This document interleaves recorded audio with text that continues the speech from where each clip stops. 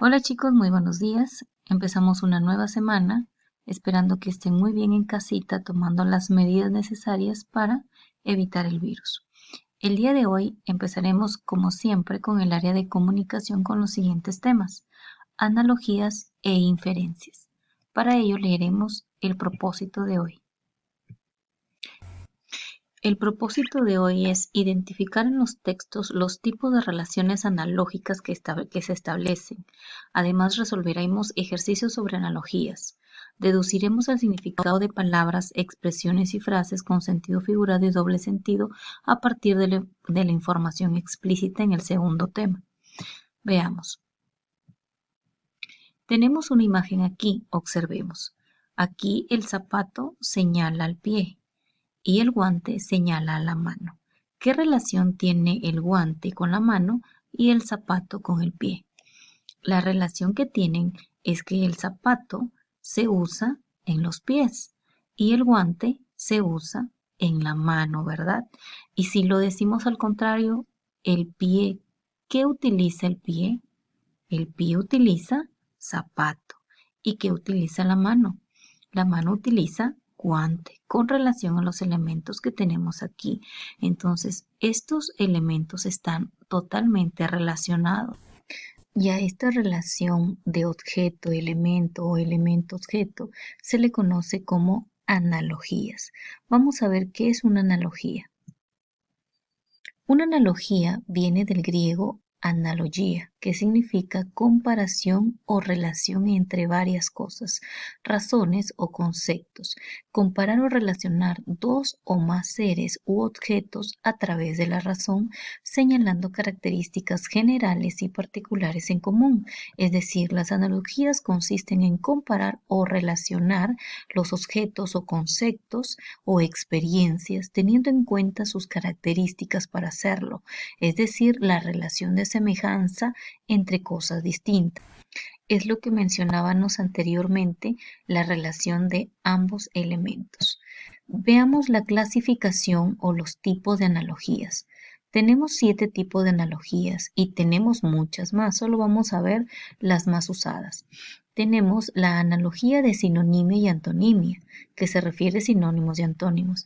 La analogía parte de un todo. La analogía agente-lugar. La analogía agente-función. La analogía elemento-conjunto. La analogía causa-efecto. La analogía materia-sujeto. Vamos a ver las 7 analogías principales. Hay muchos más con otros nombres distintos, pero vamos a realizar estas nada más. Vamos a ver. Primera clasificación. Analogías de sinonimia y de antonimia. Sinonimia habla de sinónimos y antonimia nos habla de antónimos. Entonces, cuando hablamos de sinónimos decimos que es la relación que existe entre una palabra y otro con el mismo significado o parecido. Es decir, los sinónimos ustedes ya saben que son el mismo significado, ¿cierto? Es decir, palabras distintas pero con el mismo significado. Entonces aquí tenemos beso y ósculo es lo mismo, ¿cierto? Aquí en flaco podemos colocar delgado. En gordo podemos colocar grueso y en oscuro podemos colocar tenebroso. Y entonces todas estas palabras serían sinónimos de las anteriores, ¿cierto? De flaco, gordo y oscuro. Y este sería una analogía por sinonimia. Ahora, una analogía por antonimia es la relación entre dos palabras por ser opuestas, pero de un mismo contexto. Es decir, si hablamos de emociones, es el mismo contexto, la respuesta también tendrá que ser una emoción contraria, pero del mismo contexto. Por ejemplo, tenemos felicidad. Otra emoción sería tristeza, ¿verdad? Pero es lo opuesto, es lo antónimo. Si decimos mentiroso, podemos decir sincero. Si decimos cima, podemos decir declive. Y cuando decimos crear, podemos decir destruir, que son los opuestos. Muy bien, entonces esto ha sido un agente de sinonimia y antonimia, sinónimos y antónimos. Una aclaración aquí. Las analogías son diferentes a los términos excluidos. Mientras que el término excluido es el elemento que no tiene característica en común con el resto con la premisa, que es la palabra base, en este caso la analogía sí es la palabra que tiene relación con la premisa que te dan. ¿Ok? Muy bien, esa es la diferencia. Clasificación número 2, parte y todo. En este tipo de analogías, la primera palabra señala la parte de un todo, es decir, el dedo. ¿A dónde pertenece? A la mano, que la mano sería el todo y el dedo sería una parte del todo. El teclado. El teclado es una parte de quién? De la computadora. En este caso, el teclado sería la parte de un todo que sería la computadora, ¿verdad? Y así vamos relacionando la parte de un todo. Si, por ejemplo, nosotros decimos pierna, la pierna ¿a dónde pertenece? Al cuerpo, ¿verdad? Entonces la pierna le pertenece al todo que sería el cuerpo. Muy bien, eso es con respecto a parte, todo. La analogía parte todo. En la siguiente es agente, lugar. Cuando hablamos de agente, ¿a qué nos referimos? Nos referimos a un representante. Y el lugar obviamente es el contexto, ¿cierto? Entonces, es la relación entre un sujeto y el lugar donde ejerce, ¿no? Entonces, por ejemplo, el doctor sería un agente. Este doctor, ¿dónde trabaja? En un hospital sería el lugar. ¿Me dejo entender? Esta es una profesora. La profesora sería el agente, es un representante de quién. ¿Dónde trabaja una profesora? En un colegio. El colegio sería el lugar. Y esta es agente lugar, ¿no? Esta analogía es agente lugar, un representante de un lugar. Este es el médico que trabaja en un hospital, esta es la profesora que trabaja en un colegio, como el ingeniero civil trabaja en una obra de casas, ¿no? De edificios, en una obra civil. Muy bien. Pasamos a la siguiente clasificación. La siguiente clasificación es agente-función. Aquí es al revés, el representante y la función que realiza. Por ejemplo, como función se considera tanto la acción propia que efectúa un agente como su finalidad. Por ejemplo, la función de una profesora es enseñar, la función de un doctor es curar. Y así hemos visto lo que es la clasificación de agente-función. Sigamos con la quinta. Elemento conjunto. Cuando hablamos de elemento hablamos de un solo elemento en forma individual y cuando hablamos de conjunto hablamos como un conjunto de la misma especie, ¿cierto? Entonces, veamos. Uno de los términos es sustantivo colectivo y el otro es sustantivo individual. Cerdo sería un sustantivo individual y su sustantivo colectivo sería piara, ¿cierto? Un conjunto de cerditos se le llama piara. Como sustantivo individual tenemos a un perro, pero cuando tenemos muchos perros en conjunto se le llama jauría. Y aquí está el sustantivo colectivo individual que sería el elemento y el conjunto que sería el sustantivo colectivo. Muy bien, sigamos. Causa-efecto. Cuando hablamos de causa-efecto, la causa se refiere al por qué algo sucede y el efecto se refiere a lo que sucede con la causa. Es decir, aquí tenemos la destrucción, que es un efecto. ¿Efecto de qué sería? La destrucción es efecto de un terremoto, ¿verdad? Cuando se destruyen las casas o las pistas o la ciudad completa es porque sucede un terremoto. Entonces la causa sería el terremoto y el efecto la destrucción. Cuando hay mucho calor, ¿qué sucede? Cuando hay mucho calor se dilata, hay dilatación, ¿cierto? A veces hay sofocación por el calor y la gente se va deshidratando. Entonces, el calor que provoca el efecto de la dilatación. Entonces, la causa sería el calor y el efecto sería la dilatación. Cuando hay una chispa de fuego, ¿qué ocurre con la chispa de fuego? Realiza un incendio, entonces la causa sería la chispa y el efecto sería el incendio. Acá tenemos virus. El virus sería una causa y la enfermedad sería el efecto. ¿Qué causan los virus? Enfermedades. Causa, efecto. Muy bien, sigamos. La número 7 es materia sujeto. Nos dice que el sujeto emplea la materia para trabajar.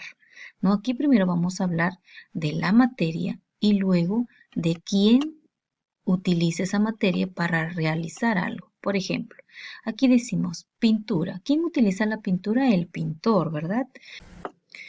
Acá tenemos la arcilla. ¿Quién utiliza la arcilla? El escultor, ¿verdad? Muy bien. ¿Quién utiliza el pincel? El pintor o el dibujante también lo utiliza, ¿cierto? Para dibujar y pintar a la vez, es un artista. ¿Y quién utiliza el cuchillo? El cuchillo podemos decir que lo utiliza el carnicero para cortar la carne. Entonces hemos utilizado la materia que emplea para trabajar, ¿no? Muy bien, entonces esto es con respecto a la clasificación número 7 de materia sujeto. Vamos a realizar unos ejercicios aquí. Por ejemplo, tenemos algunas analogías. Marca la respuesta correcta. Tenemos tecla a computadora, ¿cierto? ¿Cuál sería? Pierna, cuerpo, negro, blanco o cariñoso, afectuoso. Sería, la tecla es una parte de un todo, ¿cierto? Entonces, parte de un todo sería pierna, cuerpo, ¿no? La pierna es la parte del todo que sería el cuerpo. Muy bien, segundo ejemplo tenemos cerdo, piara. El cerdo y piara. Cerdo hablamos de un sustantivo individual y piara un sustantivo colectivo. ¿Cuál sería? Alcohol, ebriedad, paloma bandada y pierna pie. Sería la 2, paloma bandada. Paloma es sustantivo individual y bandada sustantivo colectivo. Doctor, cura. Entonces el doctor sería agente, función. El doctor es el que su función es curar al enfermo. ¿Cuál sería aquí la respuesta? Futbolista pelota, risa carcajada o maestra enseñanza. Sería maestra enseñanza. La maestra sería el agente y enseñanza sería la función que realiza. Risa carcajada no es agente función. Futbolista pelota no es agente función. Muy bien, entonces así terminamos de realizar los ejercicios de analogías. Muy bien, ahora sí pasamos al segundo tema, que es la inferencia. ¿Qué es la inferencia? Vamos a observar la siguiente imagen. Tenemos unas huellas de un perrito y un niño con un signo de interrogación preguntándose qué habrá pasado. Entonces, ¿qué podría haber pasado?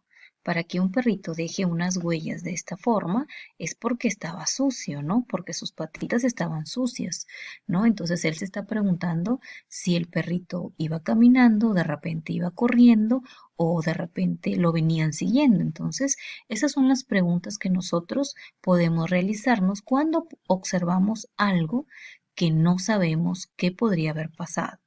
Veamos. Entonces, ¿qué es inferir?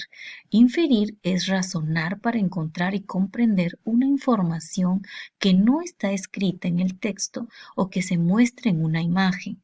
Podemos decir que el trabajo sobre la inferencia permite a los niños convertirse en detectives que buscan la verdad a partir de pistas en el texto. En este caso tenían las pistas de las huellas del perrito, ¿cierto? Pero no sabemos qué habría pasado y tenemos que investigar esa situación, ¿no? Y lo investigamos a través de la razón, ¿cierto? Tenemos que razonar para encontrar y comprender una información que no está escrita, pero que sí tenemos algunas evidencias de lo que pudo haber pasado. ¿Qué inferencias podemos hacer en un texto? En un texto podemos realizar tres tipos de inferencia. Inferencias en los significados de las palabras desconocidas, inferencias en los fragmentos perdidos de un texto, inferencias en las hipótesis de causa y efecto. Vamos a observar algunos ejemplos. Tenemos, inferir el significado de las palabras desconocidas en un texto es una habilidad que facilita la comprensión autónoma de la lectura. Por ejemplo, si decimos, el niño grotesco se cayó muy espantosamente. Entonces, grotesco, ¿qué significa? Una persona gorda, ¿cierto?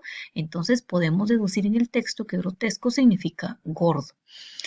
Inferir fragmentos perdidos en un texto consiste en indicar el orden de las acciones cuando su secuencia no se establece con claridad en el texto o en determinar la acción que procedieron o siguieron a lo que señalan en el texto. Entonces, aquí un ejemplo podría ser, el niño ingresó a su casa y salió rápidamente con ropa nueva. ¿Qué podemos inferir en este texto? Que el niño al ingresar a su casa